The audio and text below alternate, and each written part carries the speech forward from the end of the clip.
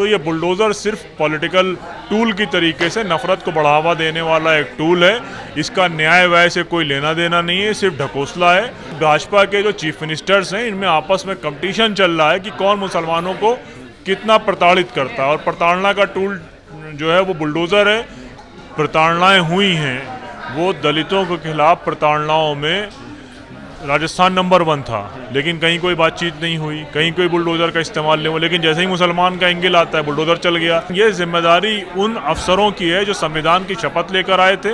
ये जिम्मेदारी उन जजों की है जो संविधान की शपथ लेके इस पूरे नाटक को देख रहे हैं और अपनी तरफ से इंटरवेंशन नहीं कर रहे। भावनाओं को जगाने के लिए पूरे बुलडोज़र का कार्यक्रम चलाया जा रहा है। सुप्रीम कोर्ट पे इस पूरे बुलडोज़र कल्चर को ख़त्म करने की हम डिमांड करेंगे।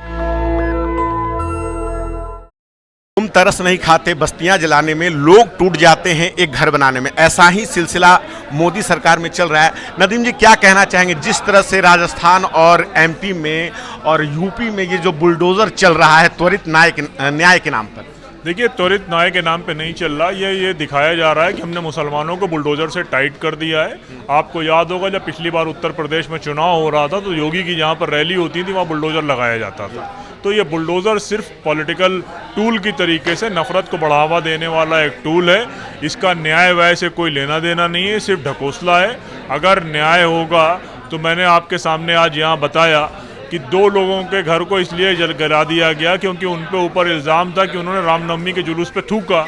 अब कोर्ट कह रहा है कि उन्होंने नहीं थूका, तो अब वो न्याय कौन देगा? तो ये भाजपा के जो चीफ मिनिस्टर्स हैं, इनमें आपस में कंपटीशन चल रहा है कि कौन मुसलमानों को कितना प्रताड़ित करता है। और प्रताड़ना का टूल जो है वो बुलडोज़र है। तो वो राजस्थान में कितने बुलडोज़र चले, पहले नहीं चल रहे थे, अब अचानक से चलने शुरू हो गए। तो राजस्थान में बुलडोज़र ज़्यादा चलेंगे कि आसाम में चलेंगे कि यूपी में चलेंगे कि एमपी में चलेंगे? तो अब वहाँ पर नंबर 2 की दौड़ है नेताओं में। तो हर मुख्यमंत्री उसमें अपने आप को आगे ले जाना चाहता है। राजस्थान में एक मामला है कि वहाँ दलित को तलवार से काटा गया, तब शहर का माहौल नहीं बिगड़ता है। लेकिन उदयपुर में जब 2 बच्चे, स्कूल के छोटे बच्चे आपस में लड़ जाते हैं और उसमें चाकूबाजी जैसी घटना हो जाती है, तो उसके बाद शहर का माहौल बिगड़ जाता है। क्या कहेंगे आप? देखिए, हमको ये भी याद है कि डेल्टा मेगावाल के साथ क्या हुआ था।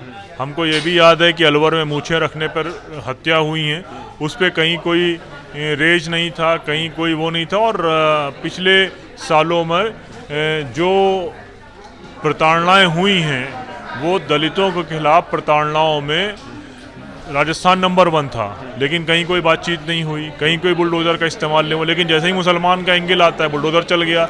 अब 2 बच्चे आपस में लड़ रहे हैं, उनमें अगर किसी में नाइफ स्टैबिंग हो गई तो ये स्कूल की गलती है, बच्चे की गलती है, लेकिन बच्चे के घर को गिरा दिया गया। तो ये अपने आप में ओवरऑल सिस्टमेटिक फेल्योर है और भाजपा के लोग इसको जानबूझ के कर रहे हैं। लेकिन ये जिम्मेदारी उन अफसरों की है जो संविधान की शपथ लेकर आए थे। ये जिम्मेदारी उन जजों की है जो संविधान की शपथ लेके इस पूरे नाटक को देख रहे हैं और अपनी तरफ से इंटरवेंशन नहीं कर रहे हैं। अच्छा, ये भी देखा गया है कि जो आम जनता है, कई बार ट्रेन में, बस में जब बात होती है तो कहते हैं कि हाँ, जब गलती करेगा तो क्या मकान नहीं तोड़ा जाएगा। जो बिल्कुल जो आम जो लोग हैं, उनको आप क्या कहना चाहेंगे, जो उनकी एक समझ में जो भरा जा रहा है कि सही हो रहा है? ये देखिए, ये आम जनता ही भीड़ होती है। आम जनता के लिए कोई ये बताना पड़ेगा। हमेशा आपने देखा होगा कि जब कोई रेप होता है, कोई बात होती है, तो फ़ौरन ये लोग इनकाउंटर की तारीफ़ करने लगते हैं। और आपको ये भी मालूम है कि बहुत से इनकाउंटर पुलिस अपने जुर्म को छुपाने के लिए करती है। आंध्र प्रदेश, ये तेलंगाना में एक महिला डॉक्टर के साथ रेप हुआ था, इंस्टेंट लोगों को गोली मार दी गई, बड़ा सेलिब्रेशन हुआ, बाद में मालूम चला कि गलत लोगों को गोली मारी गई, कोर्ट से इंक्वायरी सेटल हुई। तो ये आम जनता तो इस इमोशन में चाहती है कि, लेकिन जो सिस्टमेटिक जुडिशरी का जो सिस्टम है, वो सिस्टम इस बात की बात करता है कि जांच होगी, पड़ताल होगी और उसके बाद बगैर किसी भावना में बहे हुए फैसला दिया जाएगा। तो जनता जो है वो तो भावना में बह के एक दिन में कुछ फैसला करती है, अगले दिन में कुछ फैसला करती है, लेकिन भावनाओं से न देश चलता है न प्रदेश चलता है। तो ये भावनाओं को जगाने के लिए पूरे बुलडोज़र का कार्यक्रम चलाया जा रहा है। सर, क्या करेंगे अब जिस तरह से एनजीओ और सभी सामाजिक संगठन लगे हुए कि हमारी सुप्रीम कोर्ट में याचिका लंबित है और 2 तारीख को सुप्रीम कोर्ट में इस याचिका की सुनवाई है। उदयपुर वाले मामले की याचिका है जो सुप्रीम कोर्ट में गई है। सुप्रीम कोर्ट पे इस पूरे बुलडोज़र कल्चर को ख़त्म करने की हम डिमांड करेंगे।